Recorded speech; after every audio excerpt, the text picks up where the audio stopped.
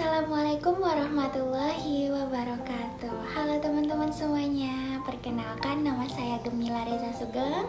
Saya berasal dari Universitas Aisyah Yogyakarta, Fakultas Ilmu Kesehatan, jurusan Fisioterapi. Baiklah teman-teman, di video kali ini saya akan melaksanakan sebuah praktikum tentang promotif dan preventif pencegahan terjadinya psikososial pada lansia. Berikut cuplikan videonya. Apa itu lansia? Lansia adalah lanjut usia, di mana lanjut usia ini menurut WHO ditentukan dari umur 55 tahun atau lebih dari 55 tahun. Baik semuanya, di lanjut usia ini, semua mereka akan mengalami suatu penurunan dan kelemahan. Salah satunya yaitu penurunan pada psikososial mereka tersebut. Apa itu psikososial? Psikososial itu suatu kondisi di mana individu atau seseorang yang mencakup pada aspek psikis dan sosialnya. Baik semuanya, di sini kita akan membahas sedikit tentang psikososial pada lansia. Jadi di sini lansia akan mengalami suatu penurunan pada psikososialnya. Upaya apa saja sih yang bisa kita lakukan kepada lansia untuk meningkatkan psikososial mereka, yaitu promotif dan preventif.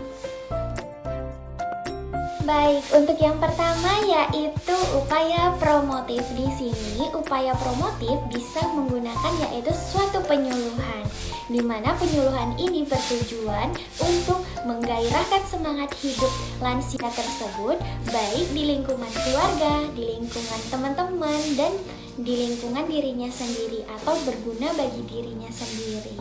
Yang pertama, promotif yang bisa diberikan yaitu tentang kesehatan dan perawatan diri atau kebersihan diri untuk lanjut usia tersebut. Yang kedua yaitu bisa memberikan suatu penyuluhan tentang makanan yang bergizi dan seimbang untuk lansia tersebut. Yang ketiga yaitu penyuluhan tentang kesehatan jasmani pada lansia tersebut.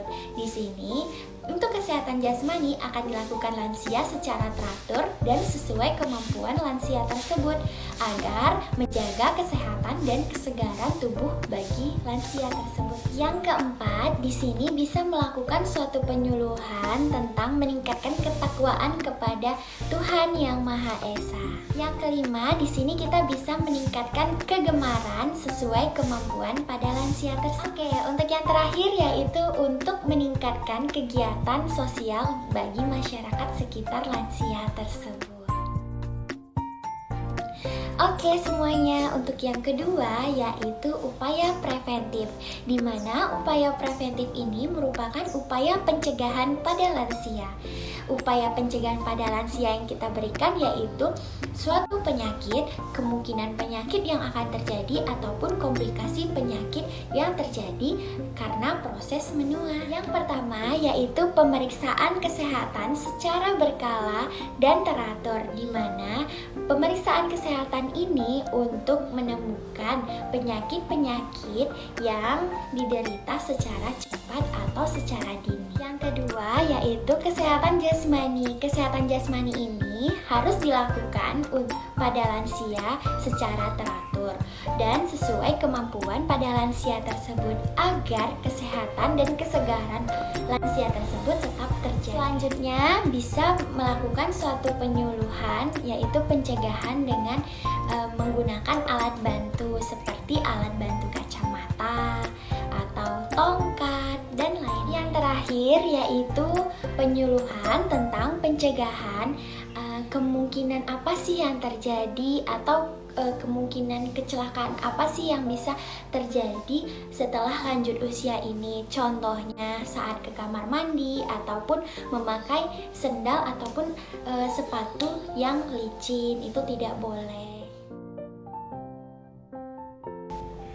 Baik kakek dan nenek, di sini ada suatu brosur tentang Fall Prevention for Geriatry. Maksudnya yaitu pencegahan resiko jatuh untuk lanjut usia. Yang pertama, latihan berjalan secara aman. latihan berjalan ini akan mengurangi resiko jatuh pada nenek dan kakek ya. Hal ini dapat dilakukan dengan meningkatkan kekuatan otot tungkai, memperbaiki keseimbangan nenek dan kakek, dan meningkatkan reaksi terhadap bahaya lingkungan. Selanjutnya yaitu memodifikasi lingkungan. Maksud di sini modifikasi lingkungan ini bisa dapat dilakukan pada lingkungan rumah nenek dan kakek. Misalnya menaruh barang yang sering digunakan dalam jangkauan untuk menghindari terpleset ataupun. Yang ketiga yaitu pengaturan cahaya ruang nenek dan kakek ya. Di sini penerangan itu sangat penting. Berjalan di tempat yang redup akan menimbulkan nenek dan kakek bisa jatuh ataupun terpleset maupun tersandung. Jadi diatur ya cahaya di rumah ataupun di kamar mandi, mau di kamar dan lain-lain ya Nek. Untuk yang terakhir yaitu kita akan mendiskusikan kondisi kesehatan nenek dan kakek. Di sini kondisi kesehatan ini sangat penting bagi nenek dan kakek dan orang-orang yang terdekat, terutama keluarga nenek dan kakek harus mengetahui sedetail-detailnya bagaimana kondisi nenek dan kakek ini. Jadi apabila besok nenek dan kakek mengeluhkan suatu masalah, itu akan langsung dikonsultasikan ke dokter. Sekian hasil video dari saya. Jika saya ada kesalahan, saya mohon maaf sebesar-besarnya. Saya tunggu kritik dan saran dari teman-teman. Baiklah teman-teman, saya akhiri dengan wabillahi taufiq wa hidayah. Wassalamualaikum warahmatullahi wabarakatuh. See you.